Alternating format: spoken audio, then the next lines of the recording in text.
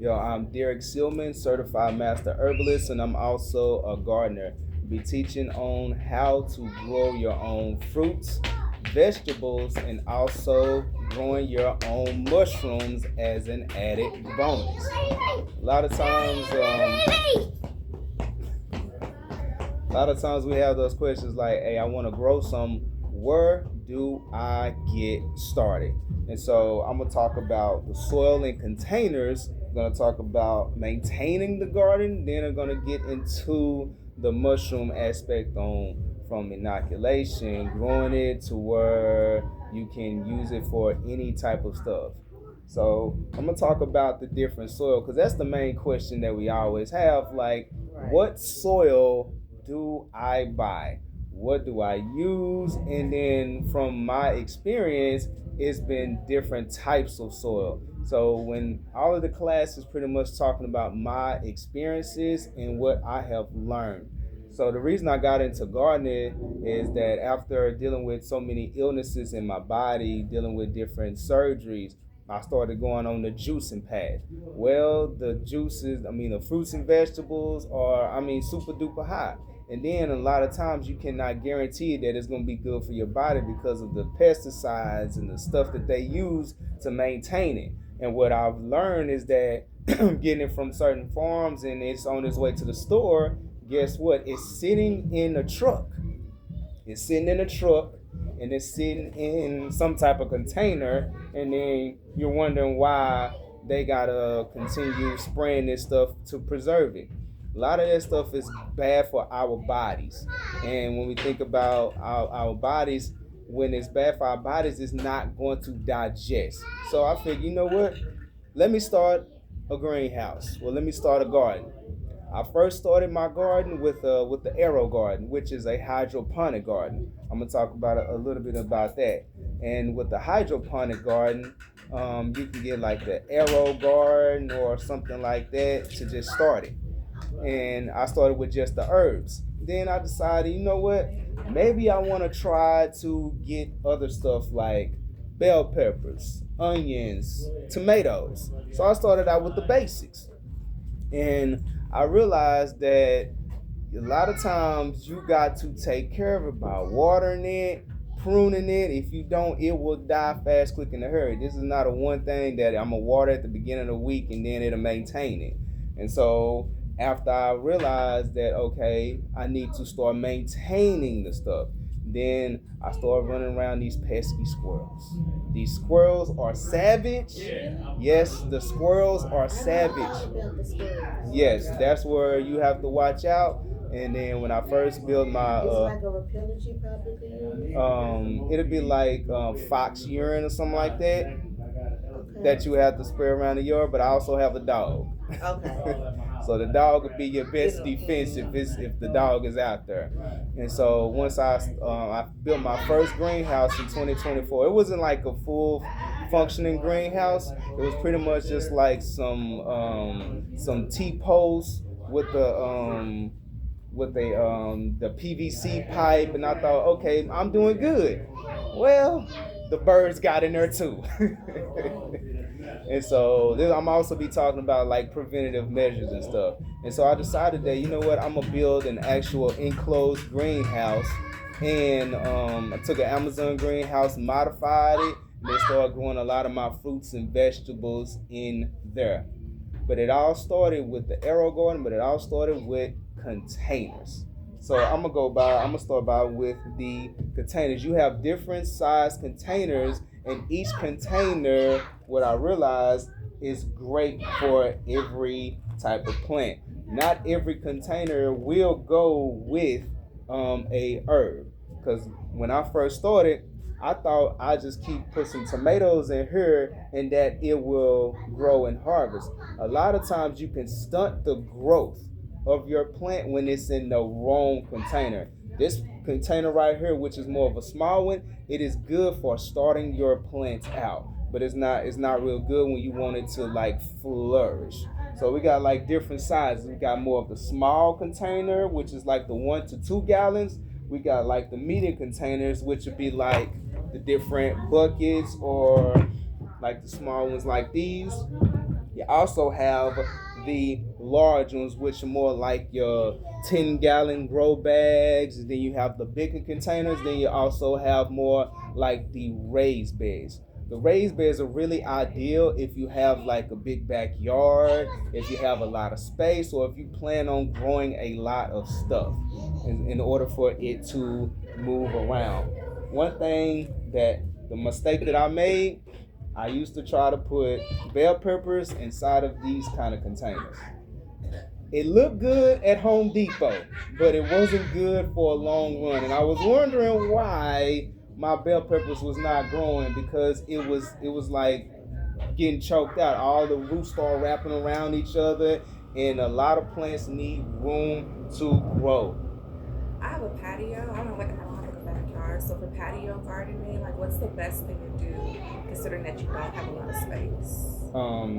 I set up a friend's patio garden just like what you're describing. And so, do you live like on the third I live floor? on the fourth floor. So you live on the fourth floor. Do you have a balcony? So with that, you can use like any one of these type of buckets. These buckets or like small planters. Like if you don't plan on having a lot of stuff, you can use like the small planters with or one of these buckets, or even these grow bags. These grow bags are really ideal for like potatoes, onions, carrots, any root type of vegetable. And so when you're being on the fourth floor, I always tell people to get one of those saucers. So you won't have to worry about the water leaking out on the porch, and leaking over the side, and people complaining about you and stuff like that. So I would say these type of buckets. The reason I'm saying the buckets is because they're more budget friendly. If you're on a budget and you're saying that I don't want to spend hundreds of dollars on the top-notch organic soil and all of the different fancy planters, you can start with a bucket. Ideally, it's food grade buckets. So food grade buckets you can get from like those different markets. I think they might sell them at like Tractor Supply, like the food grade buckets, but you can still get success with these type of buckets. And so even with the small containers that are like the 1 to 2 gallons, from like this to this, will be more of your lettuce, your radish, your spinach, also your strawberries. I've had a lot of success with growing strawberries in this size container because the roots doesn't grow down and wrap around that much. They're more like going up to where it flowers. And strawberries grow in certain seasons. So like around this time, I'm having a lot of harvest from my strawberries because it started, I think when I started the strawberries 2 years ago. Fruit does take a while. And so with fruit, it had to be time and patience.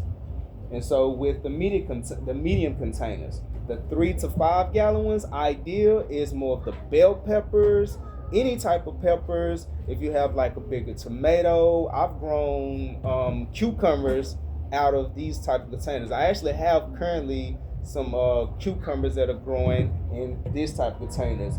Bush beans, Swiss chard, cherry tomatoes, carrots, all of those do well in like the 5 gallon one. Then you also have like the 10 gallon one, which would be more like this grow bag. It's not that tall, but it's wide, and so it gives it room for everything to grow. I just harvest a lot of potatoes just out of a grow bag. And then once you do it out of a grow bag, you will be fine. Now for my deep containers, I do have 3 raised beds in my garden. And also I'm going to go right into the companion plants. In the raised bed, I have my cabbage, I also have my cauliflower, and the spearmint.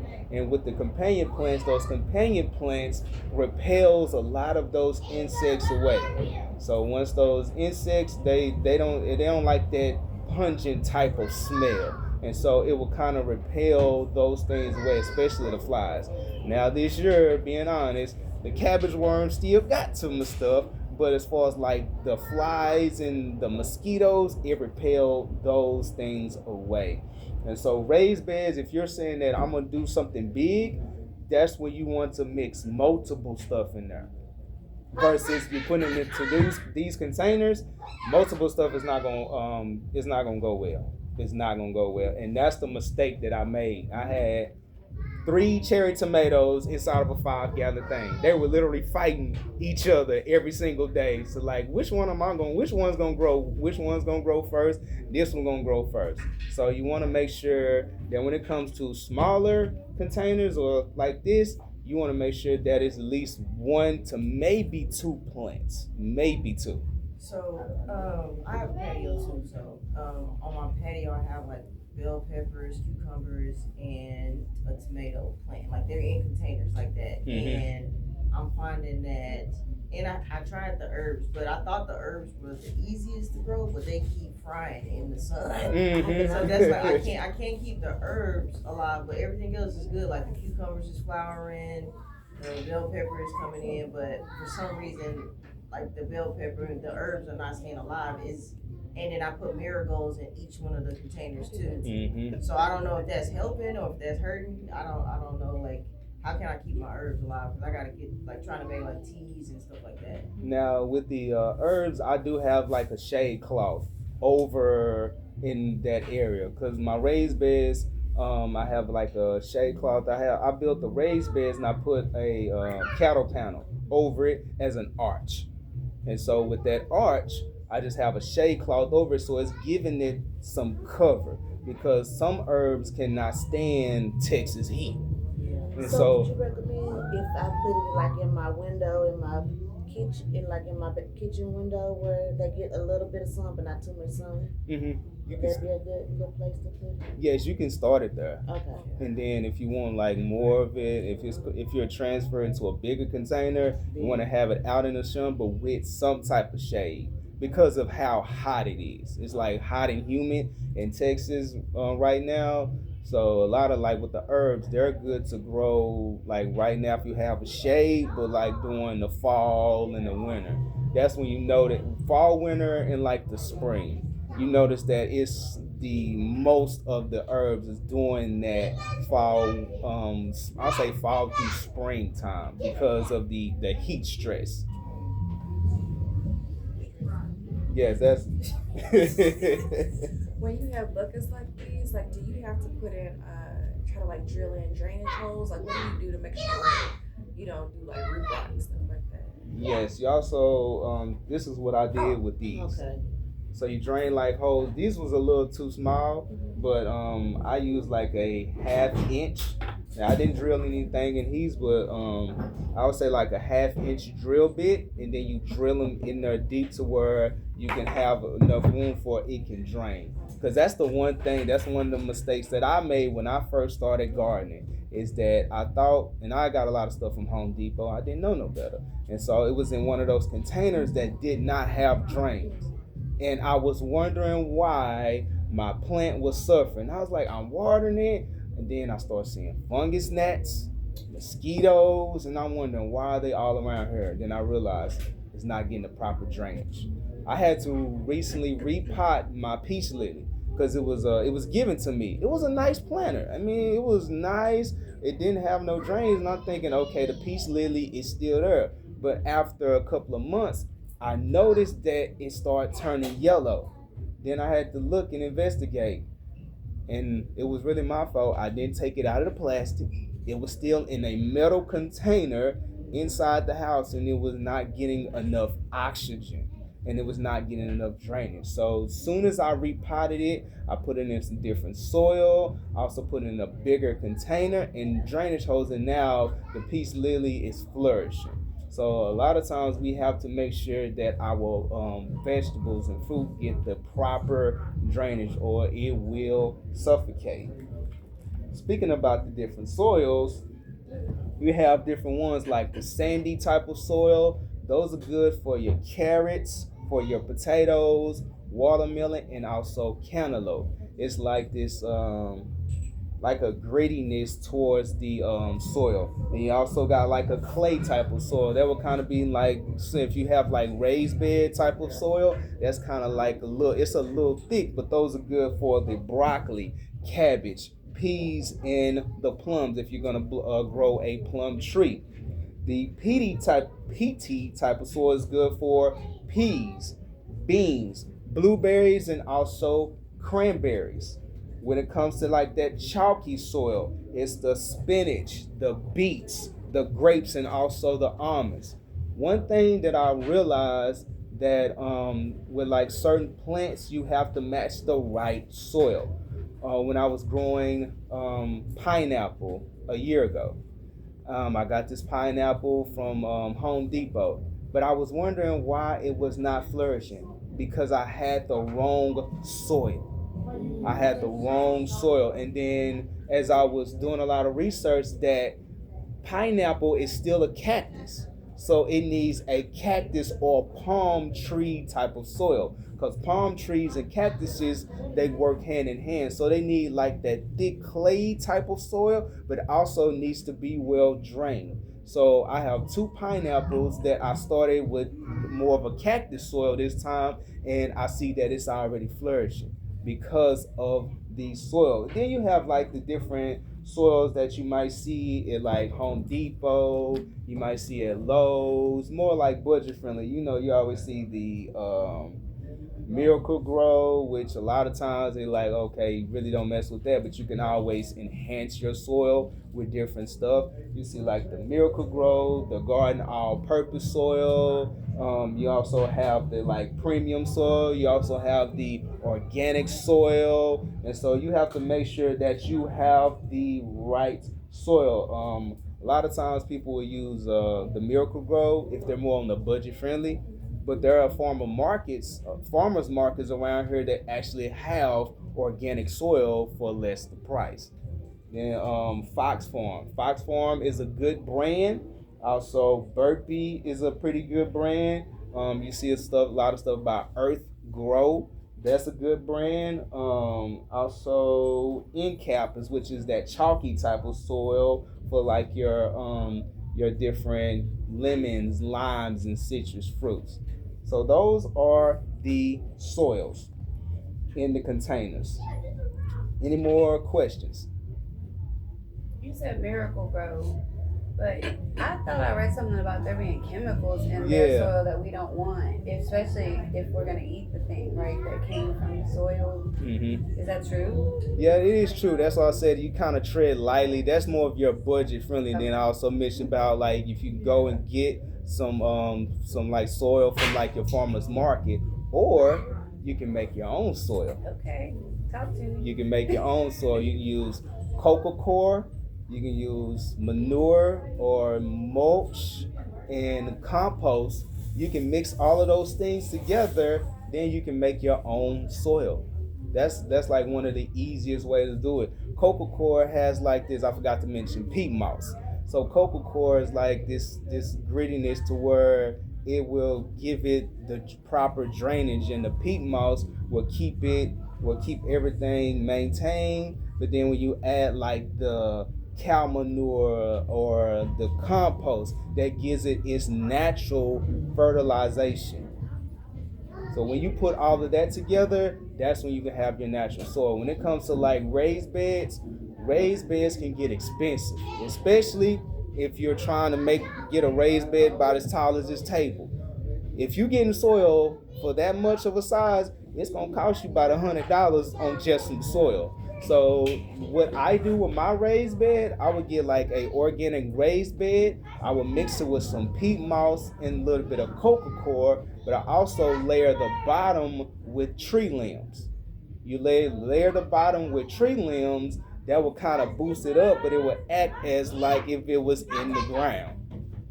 And then once you build that layer, I throw some peat moss in there to kind of mix it around. Then I do like some straw, then some more mulch. Then I build those layers up until now my raised bed is complete for about maybe $30. And then I can make another raised bed with that versus spending $19.99 on a big old bag of soil. And so making your own soil is the best thing to do with that. Anybody have any more questions? Now we're gonna go to the fun part, maintaining the garden. And as I was mentioning earlier, is that when it comes to maintaining the garden, it's going to take time and patience. I'm gonna say that again. You gotta deal with it. You gotta take time and Patience. What's that last word? Patience. We all gotta exercise that patience. It's a lifelong One lesson. thing that I lacked during that time was patience. A lot of times we plant a seed. We like, okay, it says that it's gonna take 30 days, 40 days. Then we get frustrated because 30 to 40 days don't went by and ain't nothing sprouted. Well, have you been maintaining it? Have you been watering it? Have you been looking after it? Sometimes we'll just post some water in there and we just take off and thinking that it's gonna just grow by itself. No, you have to maintain it. And that's what a lot of times you have to take care of it. It's like a responsibility. A lot of people that want to learn how to be more responsible and take care of stuff, I always say, get a plant. Start with a house plant.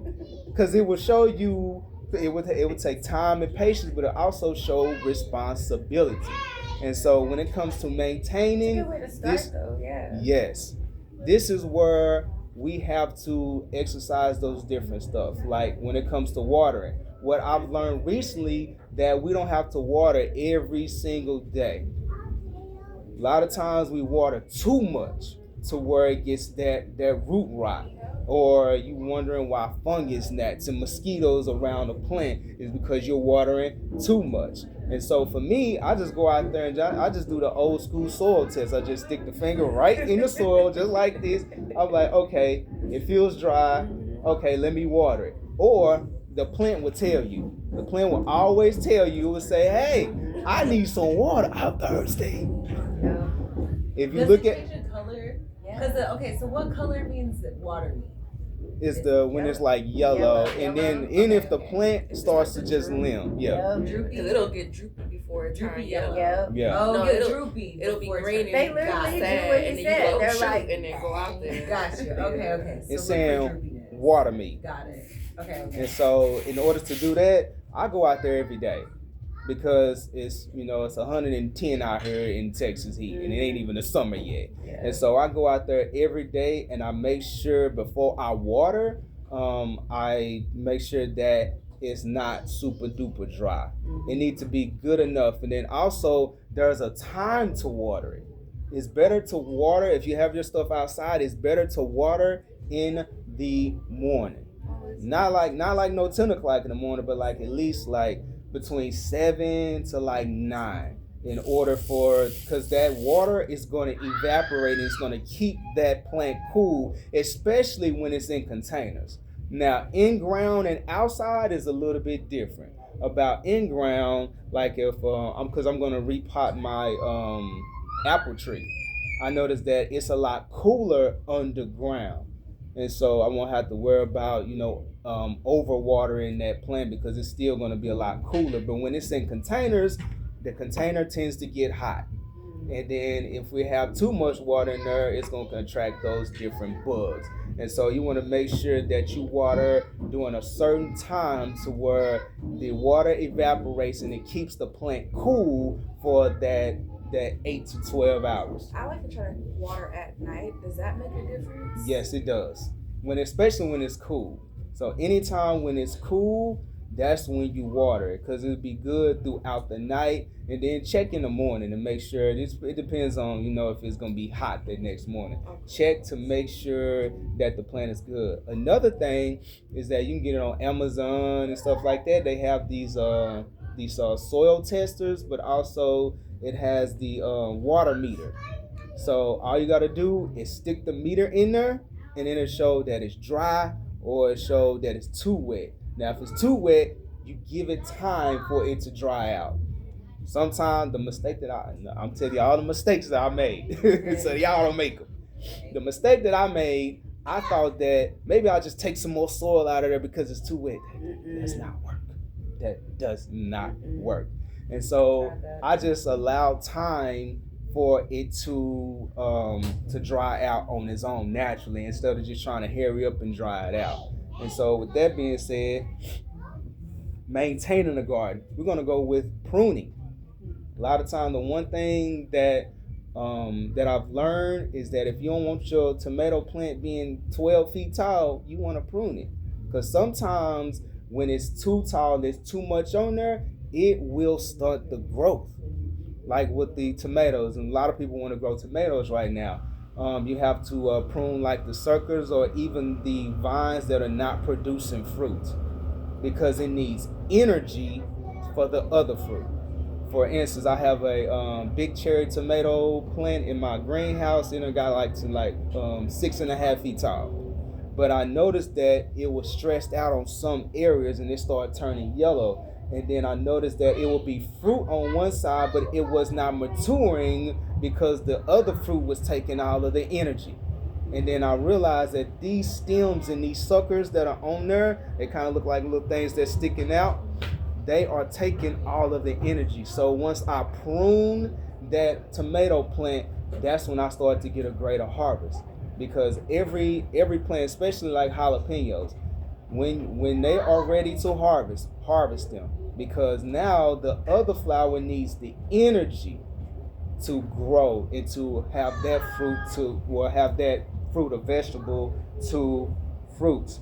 And even talking about the shelter. Now let me go on I'm gonna stay on the pruning. Cucumbers, watermelons are the same way. When it comes to the watermelons, you have to make sure that you prune them, but also make sure that you trellis those up in order for those to grow as well. If you're not careful, guess what's gonna happen? That cucumber plant gonna be huge, and you're wondering why there's no fruit. You see nothing but flowers, but nothing's growing out. You gotta prune a lot of stuff in order for it to grow. It's just like life. It's just like life. You gotta cut some stuff off in order for you to grow. You cannot hold on to that dead thing that is pulling all of the life from you. It's just like life. So prune some stuff in your life, but also prune stuff in the garden.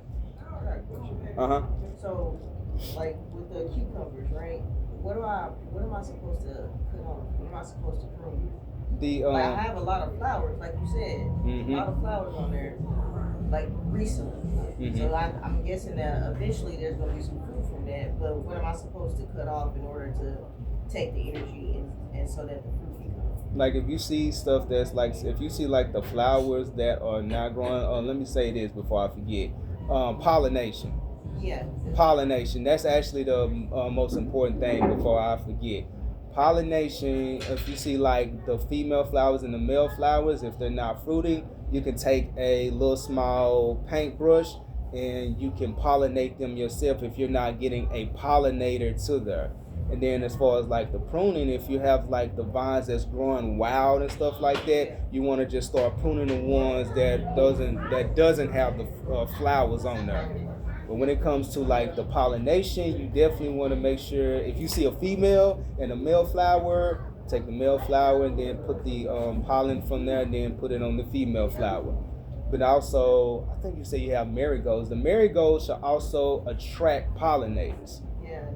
That's why I assume it's happening because it's kind of like it got a lot of flowers kind of overnight. I assume that the bees was doing the job and they ain't have to go in there and but okay, I got you. I'll have done that too though. I just don't know what I'm supposed to cut off. I don't want to cut off something that's important. You know what I mean? Yeah, definitely. That's what I'm talking about. The maintaining. You want to also look through the vines and make sure you don't cut off like the main vine or something like that. So the stuff that's not producing, that's what you want to cut off. Because another mistake that I made, I did with the tomato plant. I was trimming some stuff off, but I did not follow, and this is why I say it takes time and patience. I didn't follow that. Okay, this fruit is to the main vine. I end up cutting the main vine. I was like, no. Then I see the main vine that had the different tomatoes on there just limp over. And so you want to make sure that you cut off the one that is not producing the fruit.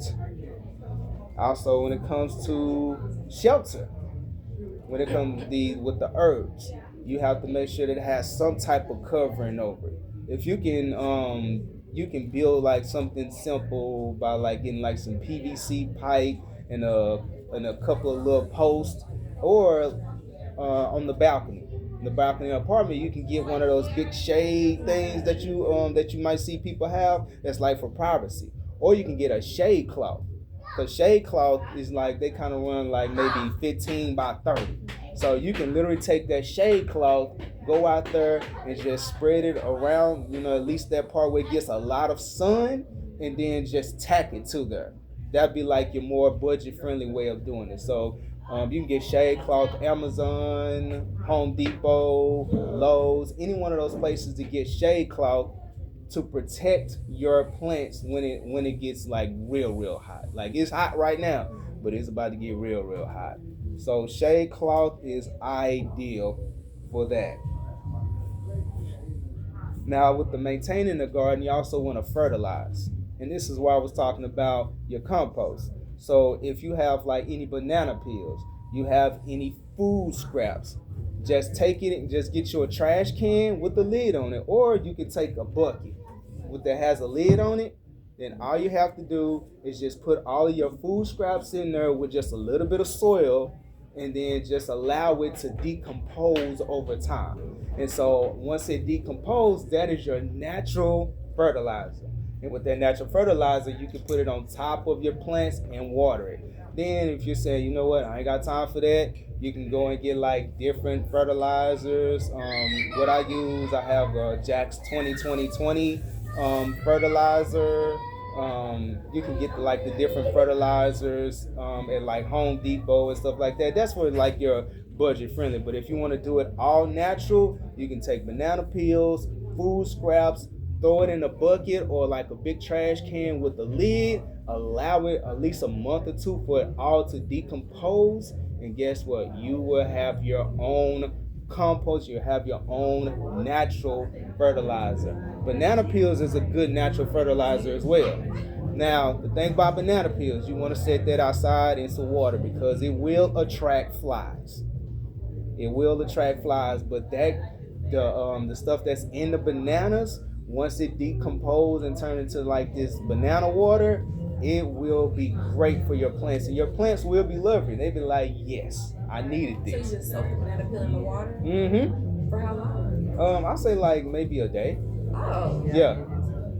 Yeah, that's when all the stuff started coming. Like, I just took a little small jar and I put the banana peels in there and put it with some water. I set it outside on my patio. Cause I got a small patio, it's not really that big, but I set it outside my patio like 2-3 days, and then I just took the water and just kind of poured it on top of all the plants, and then within the next couple of days, yeah, it was going crazy after that. Mm-hmm. That's your natural fertilizer and more of your budget-friendly fertilizer. And you always gotta think about budget-friendly, especially in this day and age where everybody and their grandma, mama want to start growing. I was like, been doing this decades and a century ago, but now everybody want to start growing. So yes, they're gonna hike up the prices and stuff like that. So now we have to think about budget-friendly ways of growing our fruits and vegetables. I do have a question. So last year, I tried to grow some okra. I had it in like a larger terracotta pot. Mm-hmm. They got super tall. It like produced like 2 okras, and I was like, yay! And then I went somewhere, came back, whole thing died. Is it? Yeah, it's been a struggle. So is it better to do it in like a grow bag? Like, cause one of my homegirls, she had harvested some okra from me. So like, one of them I let dry out so I could use the seeds from that. And so, like when I saw her okra plant, it was like pretty like full. So I'm trying to figure out like what's the best way to like grow it. Like if it should be in like a big grow bag or like a smaller bucket or something like that, just to get a better idea. I grew my okra in this type of container right here. Okay. But one thing about the grow bags, they will get hot real quick because it already has a lot of drainage. Versus like with the buckets, the kind of water sits in there a little bit. That's why the grow bags are ideal for like your potatoes, your carrots, more of your root vegetables. And so with the grow bags, you have to make sure it stays watered. That's something that you got to check on every single day to make, because the moisture will stay in there. But then since it's like this type of fabric, it will just, leak out. So with my grow bags, I keep those like on the actual ground. and then I water those every day. You can also tell when it needs water. The plant will one show you, but if you look and it start like separating from everything and it just looks dry. Even with the containers, if you look, if the plant ain't already showed you by then, you see like the soil kind of separate from the container. So for me, I use the 5-gallon bucket to grow my okra. I yielded about 50 okra last year. The burgundy, just in the grown. Yes. That's nice. But see, the thing is, I had like too many okras in there, so I had to start doing a lot of pruning because I seen that they was fighting for the number one spot. And so, put one okra plant in that. Yeah, because if you have too many, they will be going at each other. So how many, like if I was starting from the seed, I should put like 1 or 2? You also want to like 2 or 3 per hole. Okay. Because it might be one that doesn't germinate. Okay. You always got to think about germinate, just like in the seed packs over there. That's why a lot of them, you see when you get them, they have multiple ones in there because there might be some that might not germinate. And so starting with the whole seed, we're gonna freestyle. Like when you're starting, you put it in there, but also if you're doing it indoors, you want to have like a heating mat or like a heating mat in some type of light in order for it to start out. I haven't tried it, but I've seen people will take seeds, wrap it in the paper towel, and put it in the microwave, and it'll germinate. I don't know about that, but I just see when you put it in a paper towel, put it in the cupboard, and then come back. Yeah, I've seen so many different ways. I was like, you don't want to follow everybody, all that stuff on TikTok and social media, but I've seen that's one of the ways to do it. But the way that I've done it, with it being a little hot outside, I just put it in the plant. Put it in this little container. I water it, let it germinate, but I also check on it because sometimes it might not germinate. And so you want to check on that every single time. So for me, I would recommend at least putting like 2 to 3 seeds, especially if they're like the real smallest. Like the tomato plants, those are real small seeds. Okra seeds are a little bit bigger. And so I would say about 2 per hole on the okra, and like maybe 3 to 4 maybe on the tomatoes, just in case the other ones do not germinate. I have one more question. So when you talk about planting potatoes in grow bags, I've seen on TikTok where they was like, oh, if you go to Dollar Tree and get like the laundry basket, you can do it in Yeah, I've seen it with the containers too. But I've seen those. I haven't tried it. Okay. Because I was like, let me go, and I bought some. I was like, ain't nothing happening. Okay. The thing about, I've seen that too. I actually want to try it, but I've had more success with the potatoes in the grow bag. Matter of fact, I'm gonna show. Maybe what I'll do is just get the grow bag and put it inside the basket so it's easier to like move around. Matter of fact, let me show you. I just harvest these potatoes. Yeah, and these are the Yukon Gold potatoes. And they were grew in that grow bag. How do you know when to harvest potatoes? Because I got a whole big old, like my mom, I'm making everybody grow. At my mom's house, she has like more space than me, so she actually got a house. So we have some potatoes, and the bush on the potatoes is getting big. How do I know when I need to pull them out of the ground? When they all die. When it's dead. Yeah, when all and everything is gone, that's when you pull it. okay. Because that's the one thing I did. I made the same mistake too. I was like, okay, it's been at least 2 to 3 months, and I noticed that nothing is here, and then I kind of like fiddle through it and be like, okay, I don't see no tomatoes. When all of the vines die, that's when it is ready. I'm trying to pull up something. I think I did a video, but on mine, everything was just pretty much brown. It was gone, and that's when it's ready. Also, when you can easily just pull them out. So you have to. It's gonna take time and patience. Yeah. Same thing with Carrots, I've had a lot of trouble with those. Carrots are one of those ones that take about 75 to 100 days to grow. Some take a little longer than that. Depends on the environment. So carrots, those are good in the grow bags. But carrots that you definitely got to take time and patience. The only thing about carrots, you just kind of like look at the top of the bulb and see, okay, is it ready? Sometimes you can kind of peek and see that it's good. That's the thing about root vegetables, is that you gotta like look at it to make sure that it's good for harvest. Onions are the same. Onions are about the same way as potatoes. Well, not as far as the vine dying, but you gotta like look at the bulb and see like, okay, it's ready, and kind of feel it through it a little bit to see that, okay, the bulb of this onion is fully developed. So yeah, potatoes will take a long time. I started my potatoes in January, and I just got the harvest in this June. So yeah, potatoes do take a while. Depends on the size of the tomatoes. I mean, not tomatoes, potatoes. So if you're growing like the big ones and stuff like that from the seeded potatoes, those might take a little longer. But yeah, just wait until all of those die off. Don't panic when they start to die off. Like, that means that it's gonna grow. I mean, that it's ready to harvest. Now let's move on to something fun. Yeah, I see you. Look. So what to do with your harvest? For me, since I'm also a herbalist, I take a lot of my herbs and I dehydrate them. There's two different ways. You got a traditional way, then you have more of a modern way. The more of the traditional way is to just like lay them out in the sun, let it dry it out for so many hours, and then you can go ahead and use a pestle and mortar. That's the traditional way. You use a pestle and mortar to grind up the herbs, and then you can have your harvest. But more of the modern way, you can get you a dehydrator.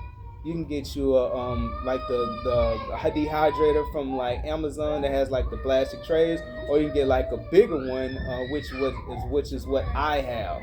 I think I got it for like maybe $100 and some, and it has like different levels and different trays, so I dehydrate the herbs for about 10 hours, and then I have a bigger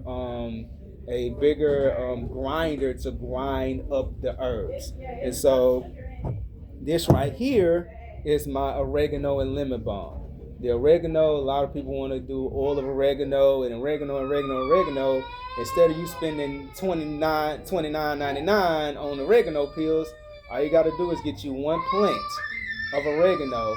You grow it. Once it's grown, you can dehydrate it. You can grind it up, and there go your oregano. You can put it in your teas. You can, make tinctures. All you got to do is just add some alcohol to it, let it sit for about 4 weeks, and there you go. There go your tincture with just oregano. Lemon balm is one of the things I have in a lot of my teas, what helps out with the nervous system. It helps calm you down and keeps you focused. And so the oregano, I just mix these two together just to mix it together. This right here is like my 3 basils. It's holy basil, Thai basil, and sweet basil. Holy basil, because I deal with glaucoma, I use holy basil because it helps with the eye pressure. And then the Thai basil is real good with like making Asian dishes and stuff like that, but it really has a lot of antioxidant properties. Then also the sweet basil, I just like sweet basil, and if I want to add to some pizza or something like that, but it has a lot of good. Yeah. I just don't give So how do you use that? You put it in your foods, or what you do? Yes, you can either put this in the foods or mix it in the tea. Now, one thing that I forgot to bring is my mint melody powder, because I took my apple mint, I just dehydrated that, my black currant, which is peppermint, and also the spearmint. Grinded all 3 of those together, and that's something to add in the teas. Like I have a weight loss tea and a parasite cleanse tea. And so with those, they taste very bitter. And instead of me adding sugar or any type of sweetener, take those herbs that's already grinded up and just sprinkle it on there. You get more natural sweeteners from those different mints. So what I need to do for inflammation? Oh, Yeah. well, we gonna talk about that Yeah, then. that's what I need right now. So, I think I might have some anti-inflammatory samples over there. And so the anti-inflammatory, I do have turmeric, I have a little bit of yellow dock.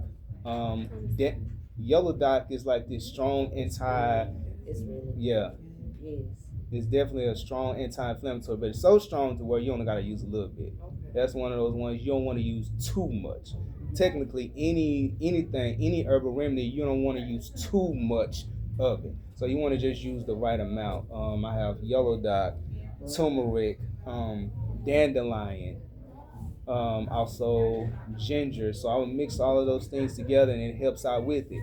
But on another note, you have to watch what you eat too, because of the inflammation can be caused by what we eat. The two things leading to diseases is mucus and inflammation. And so if we're eating something we're not supposed to be eating, guess what? It's going to cause inflammation. If we're drinking something we're not supposed to be drinking, it's going to cause mucus. And so with the inflammation, you want to also know your blood type. If you know your blood type, there's a book out there that calls Eat for your blood type. And eat right for your blood type. Mm-hmm. It's really good too. And once I learned, it's called Eat by Peter. It's called. I think it's called Eat Right for Your Type. And so when I learned about that, that's when I realized that there are certain herbs that I can't even have. There are certain fruits and vegetables I cannot have for my blood type. Like for instance, I grew up in Oak Cliff, and so I love chicken. They say that's the main thing that causes I love. inflammatory. And you know we love our chicken. Yeah. I also think when I've traveled abroad, I don't have as many like gut issues because of all like the lack of preservatives in other countries. That too. Mm-hmm. So That's another main thing. The preservatives, most different. Exactly, and like a lot of people would say, hey, my grandma ate chicken, pork, and all this other stuff, and she lived to be this show. But I was like, you gotta realize that the chicken of that day is not the same as today. And now we have better resources now. Mm-hmm. And that was just something that they had to have at that time to survive. But now we have better resources, so why not use your resources? Exactly. Like for instance, chickens is usually around this size. They're not big like big old roosters. They're not supposed to grow that big. And so they're definitely having all those preservatives because of the supply and demand. And so if you don't want, and then now you got the lab grown meat, then everybody wants to, yes. you got the lab grown meat. And so even with that being said, I'm gonna hop over and talk about these mushrooms. Now I'm trying to get jiggy with it. I know. I made a I'm face. I was trying like, to I get not jiggy like with mushrooms, it, friend, they but I ain't fine. found there yet that I like. But I'm trying. I will try. Now the I still thing, haven't got jiggy with it. They be talking about steak and chicken, and I ain't got to. I have had mushrooms one time that was like made like a crab cake. It was pretty good. And I was like, okay, you got me with that one, but I can't come to this restaurant every time I want something, right? Like it was a lot. Okay. now the thing about mushrooms, you got 3 different things on how to grow mushrooms. You got inoculation, incubation, and also fruiting. The inoculation, here's an example. I just got through teaching a gardening class as far as the mushrooms. This right here has like cocoa coir, has a little bit of peat moss in here. And so what I did, I injected this bag with the mushroom spores. And then you give it about a good month or so. Once the bag turns completely white, then it's fully inoculated, and then you can kind of like cut an X somewhere and it starts to fruit. And you got 2 different ways of growing the mushrooms. You got the traditional way, then you got the modern way. The traditional way is more like you seeing them in the trees and stuff like that. You're seeing them in your soil. A lot of people will take like mushroom blocks. They will put them in their raised bed soil, and then they will grow mushrooms that way. The more modern way is having them more in these type of bags. In these type of bags, you can kind of control the environment, and also I have a marker tent. which is a mushroom incubator. And then you also have a monotub. So there's two different ways. Like if you want to start with just doing it in a raised bed, just get a block from like North Spore or something like that, or find a mushroom farm. You can just throw it in your raised bed, or you can start with like doing a monotub. And one of the ways you can either purchase a monotub or you can build one, which is, it's not hard to build. You can just take a plastic container. You can cut you get like the real big drill bit, the 2-inch circle one. Drill those holes in there. You get you a diffuser. You get your, not a diffuser. What do they call that? A fresh air exchange fan, but also a mister. You put that in there to control the humidity, then lay it out with like a little trash liner or something like that. There go your monotub.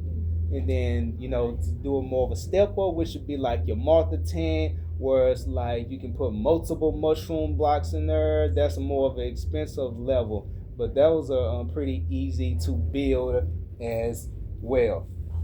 And see, the thing about mushrooms, you got different ones.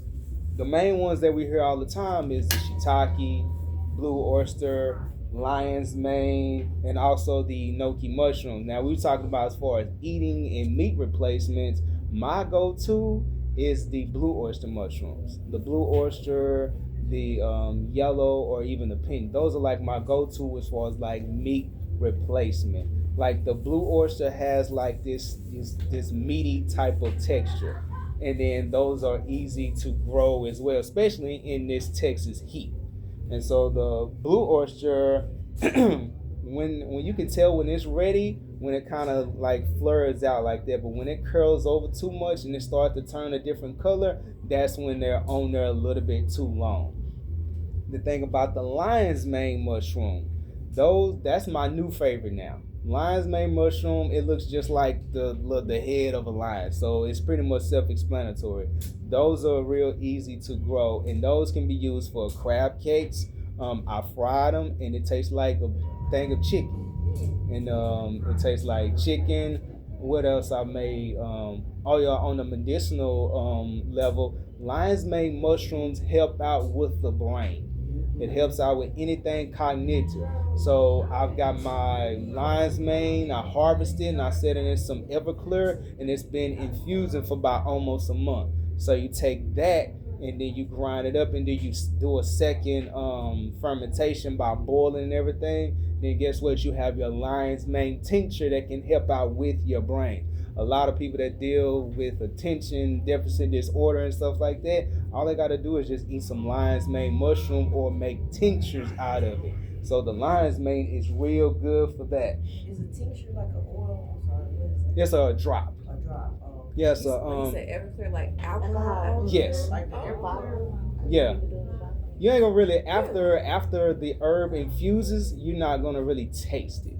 It's not like you gonna, how sometimes people they get kind of scared because they might be having their job where they get drug tests and stuff all the time. It's not one of those where it's gonna show up on a drug test say you was drunk. It's literally just a way to infuse the herbs. No, I was just surprised. I didn't know that you could do it with that. Yeah, that's one of the traditional ways, and even the modern ways of doing it, to extract the herbs by using alcohol. There's another way that's non-alcoholic, will be more of your vegetable glycerin. The vegetable glycerin, it is a little bit thicker. It does take a lot longer to do. And so if you're saying, you know what, I don't want to deal with alcohol, period, you can take vegetable glycerin and you can allow the herbs to just sit in there for a little bit, maybe a month and a half to 2 months, versus the alcohol would be a lot faster. Then there's ways to, going on a deeper level, you can mix both of them together. You can do 1 part glycerin, 1 part alcohol, and then you get a stronger tincture because the alcohol infused it, but then the glycerin is a little bit thicker, so it's going to stay in your system. And so with the tinctures, you put it up under your tongue, you drop it, and then you allow it to sit in your system because it's going to go through your system a lot faster. Where did you learn when you was trying to figure out all of this that you know glycerin and all the things, right? What did you do? Where'd you get your information? Did you go to a class? Did you get a book? Did you like Trial and error. Yeah, like how did you? All three. Trial and error. I went to. to Trinity School of Natural Health, and I also have a lot of books. I started with the book, trial and error, and I started with the books. When I started to make my own herbal remedies, I didn't know how. Then I started hearing about these different tinctures, and I was reading a book on how to make it. Well, then the trial and the error came when I was putting too much alcohol in there, or I didn't make sure that the ratios was right.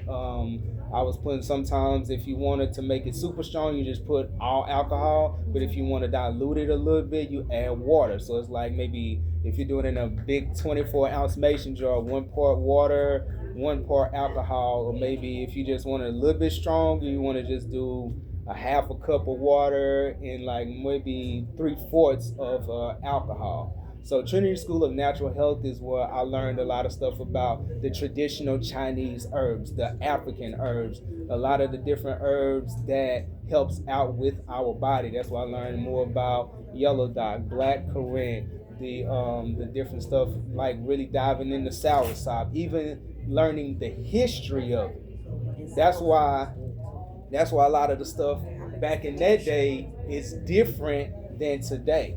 A lot of stuff when like the whole thing with the synthetic medicine and coming to the 1900s. It wasn't stuff that was way back in the day. That stuff is still fairly new over the last 100 and some years. And then even in the 1990s, that's when they started all of the different associations, the Heart Association, all these different, I think it was 1994 to be exact. So they started doing all these cancer associations. So they started doing all of this synthetic medicine in order for us to, it helps, but it's not curing. And so Trinity School of Natural Health is where I learned a lot of these different stuff in trial and error, because it will give you a trial and error.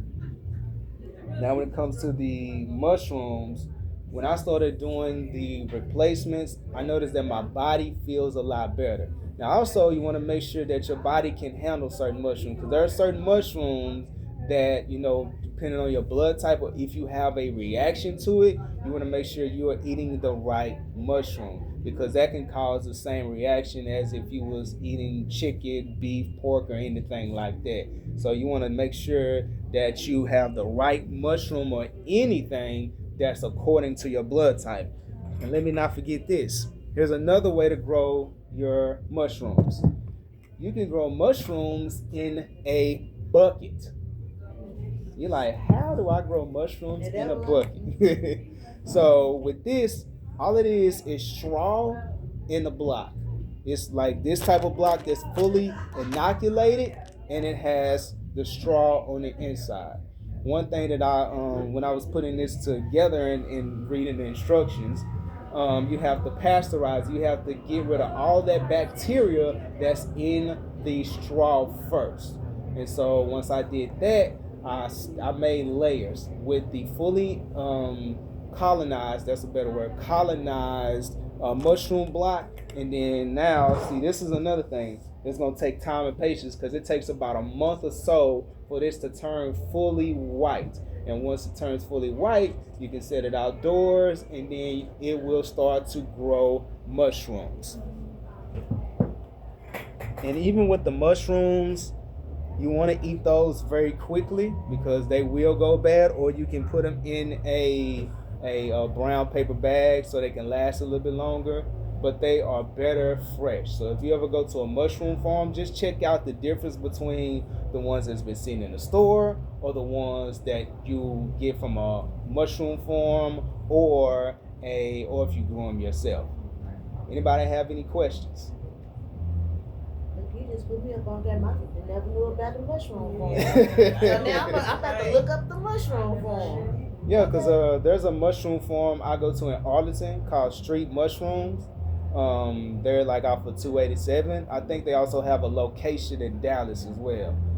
There's another one in Arlington called Texas Fungus. Yeah, I heard of them, but I didn't know what that was. Yeah, Texas. I just left it alone. Yeah, Texas Fungus is off of Pioneer across 360 in like a little area, like a little automotive area. So they have a lot of good mushrooms. That's where I started getting my mushrooms besides the Asian market. Asian markets are good too.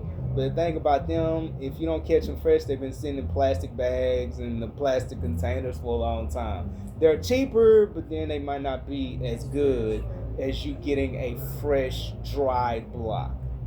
Like when it comes to cooking the mushrooms, a lot of mushrooms maintain moisture. So if you're not careful and you put some oil on there and that thing is wet, it's gonna sizzle. And then the mushroom will burn up fast, quick, in a hurry.